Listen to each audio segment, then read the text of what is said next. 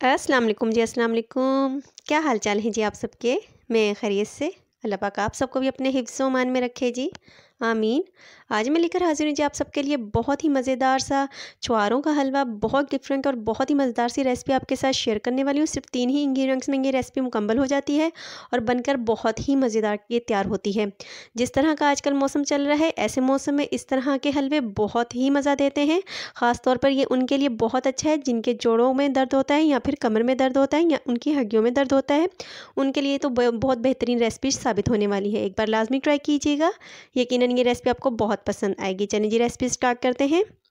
यहाँ पर जी ये है मेरे पास छुआरों का पेस्ट। ये किस तरह बनता है, सबसे पहले मैं ये आपको बनाना बता देती हूँ किस तरह से हम ये छुआरों का पेस्ट बनाएंगे। यहाँ पे मैंने आधा किलो छुआरे लिए हैं। इनको इस तरह से इनके ऊपर वाला पीस उतार देंगे और इनको कट लगाएंगे और इनके दरमियान जो ये गुठली है इसको भी रिमूव कर लेंगे। इस तरह से मैं तमाम छुआरों को अपने साफ़ कर लूँगी।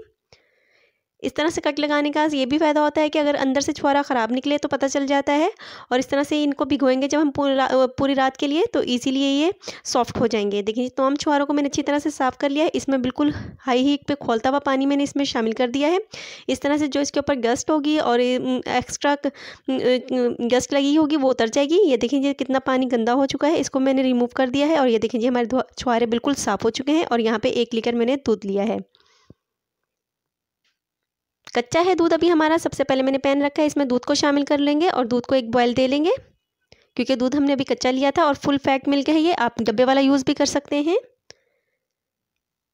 दूध को बॉयल आ चुका है, मैंने यहाँ पे छुआरे साथ ही शामिल कर दिए हैं। छुआरे शामिल करने के बाद क्योंकि इसका टेम्परेचर कम हो जाता है, मज़ीद दोबारा से एक बॉयल देंगे। और बॉयल आ चुका है, अब मैंने एक ढक्कन लगाया है और अब इसको तकरीबन मैं पूरी रात के लिए छोड़ दूँगी। देखें जी पूरी रात छोड़ने के बाद ये रिज़ल्ट है। अगर आप पूरी रात नहीं छोड़ सकते तो आप 1 से 2 घंटे, कम से कम भी 3 घंटे तो इसको लाजमी छोड़िएगा। अच्छा जी, अब इस तरह से मैं थोड़े थोड़े से इसमें शामिल करती जाऊँगी मिक्सी में और इनको बिल्कुल फाइन सा पेस्ट बना लूँगी। हल्के फुल्के से चंक्स रह जाते हैं लेकिन बहुत अच्छी तरह से ब्लेंड कीजिएगा। ये देखिए जी इस तरह से ये पेस्ट बना लिया है। इस तरह से मैं तमाम छुआरों को ब्लेंड कर लूँगी। अगर ये मिक्सचर बहुत गाढ़ा हो, ब्लेंड ना हो, तो आप इसमें थोड़ा सा दूध भी शामिल कर सकती हैं। ये देखिए जी हमारा बहुत अच्छी तरह से फाइन पेस्ट तैयार हो चुका है छुआरों का। अच्छा, तमाम इंग्रेडिएंट्स अब ये हैं हमारे। यहाँ पे मैंने 2 किलो दूध लिया है। फ्रेश मिल्क है, फुल फैट मिल्क है ये बिल्कुल। और ये छुआरे जो अभी हमने पेस्ट बनाए हैं वो है आधा किलो, और साथ ही 1.5 कप मलाई ली है। हस्बे ज़रूरत ड्राई फ्रूट और 2 टेबल स्पून चीनी है। ये तमाम इंग्रेडिएंट्स हैं जी हमारी रेसिपी के। सबसे पहले मैं यहाँ मैंने खुले मुँह की कढ़ाई ली, इसमें मैं दूध शामिल कर दूँगी जो कि 2 लीटर है। टोटल इस पूरी रेसिपी में 3 लीटर हम दूध शामिल करेंगे। दूध को बॉयल दिया है सबसे पहले, और जो हमने छुआरे पीसे थे यानी कि जिनका पेस्ट बनाया था वो शामिल कर लेंगे। छुआरे शामिल करने के बाद इसको मैं लो टू मीडियम आंच पर तब तक पकाऊंगी जब तक कि तमाम जो दूध हमने इसमें शामिल किया है अच्छी तरह से बिल्कुल ड्राई ना हो जाए, क्योंकि हमने ये हलवे की सूरत में बनाना है छुआरा। तो इस दूध को हम बिल्कुल अच्छी तरह से ड्राई कर लेंगे। थोड़ा टाइम लगता है, पहले शुरू में इसको हाई फ्लेम पे ही हम पकाएंगे। जब ये हल्का हल्का गाढ़ा सा इस तरह से होना शुरू हो जाएगा तो लो टू मीडियम आंच पर इस तरह से चम्मच चलाते हुए मुस्तकिल पकाना है, और साइडें बिल्कुल साफ़ करते रहिएगा, क्योंकि अगर आपने साइडें नहीं साफ़ की तो जैसे जैसे पकता जाएगा वो जलना शुरू हो जाएंगी। और चम्मच मुस्तकिल इसमें चलाते रहेंगे, क्योंकि चम्मच को बिल्कुल नहीं रोकना। अगर आपने चम्मच को रोका तो ये नीचे लगना शुरू हो जाएंगे, और कोई सा भी मीठा हो अगर वो नीचे लग जाए तो उसमें बिल्कुल टेस्ट बिल्कुल ख़राब हो जाता है। इस तरह से चलाते हुए तकरीबन मुझे पकाते हुए इसको 2 घंटे हो चुके हैं, और देखें जी आधा तकरीबन हमारा दूध बिल्कुल ड्राई हो चुका है।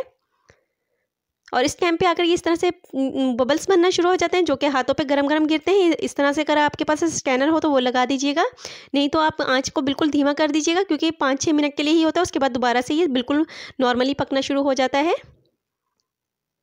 देखें जी बिल्कुल थोड़ा सा ही दूध इसमें रह गया है। मज़ीद तकरीबन 1 घंटा मज़ीद मैंने इसको पकाया है। तो ये देखें जी बिल्कुल ड्राई हो चुके हैं हमारे अब छुआरे। अब इस टाइम पे हम इसकी भुनाई भी करना स्टार्ट करेंगे।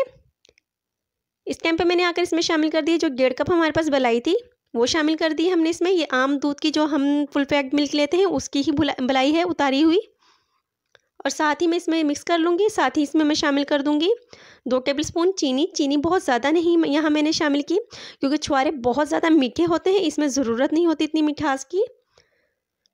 आप एक बार टेस्ट लाजमी कीजिएगा। अगर आपके छुआरे कम मीठे हों तो आप इसमें चीनी की क्वांटिटी बढ़ा भी सकते हैं। अगर आपके ज़्यादा मीठे छुआरे हों तो आप अपने हिसाब से इसमें चीनी शामिल भी कर सकते हैं, और नहीं भी बगैर चीनी के भी बन सकता है ये। यहाँ पे मैंने 2 टेबलस्पून यहाँ पे चीनी शामिल की है। और अब मैं इसको तब तक पकाऊंगी जब तक इसका लाइट ब्राउन कलर छुहारों का हो जाएगा और साइडों से घी बारी हल्का सा नज़र आना शुरू हो जाएगा। अगर हम यहाँ पे बलाइना शामिल करते तो इसमें 2 टेबलस्पून कुकिंग ऑयल, देसी घी या फिर कोई आम बनास्पति भी घी शामिल कर सकते थे। हमने यहाँ पे बलाई शामिल की है 1.5 कप, जो कि उसमें मौजूद होता है घी अच्छा खासा, तो वो खुद ही ये घी छोड़ देगा। ये देखें जी, अब ये भुन चुका है।